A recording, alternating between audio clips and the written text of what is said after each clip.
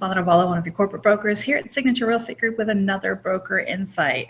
I actually submitted a couple of different scenarios over to the real estate division, to our compliance officer over there, and just to get some clarification on a few things. Because here's what I'm noticing as I am auditing files every so often, is that we are, for instance, missing duties owed or having the duties owed signed towards the end of a transaction versus at the beginning of the transaction, specifically for new home sites.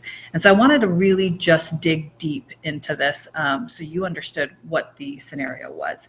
So ideally, an agent would have a buyer's duties owed signed or a buyer broker agreement before ever showing a property, right? But on occasion, which happens here at Signature, I'm sure elsewhere as well, let's be real, more often than not, actually, the agents take buyers to view property prior to signing anything. Now, when they go view property, remember that the duties owed is only required when a licensee is representing a client in a real estate transaction.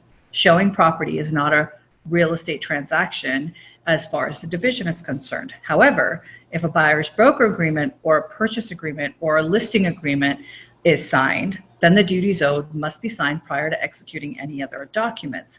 So I went on to say, for instance, a scenario to include: agent takes buyer to a new home site, the buyer falls in love with the home and immediately wants to sign the purchase agreement.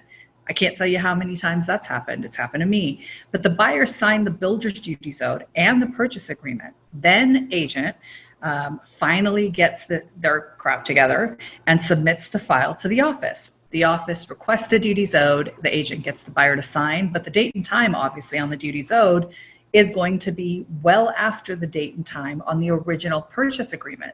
Now, how would the division actually look at these agents' actions if they were ever brought up in front of the commission? According to the real estate division, it is a direct violation of the regulation, which is NAC 645.637. It actually states in that regulation that the disclosure must be made as soon as practicable, but not later than the date and time on which any written document is signed by the client or any party not represented by a licensee, or both. So it's really important that you start having these buyer sit downs, buyer appointments, buyer consultations, buyer loyalty agreements, whatever it is.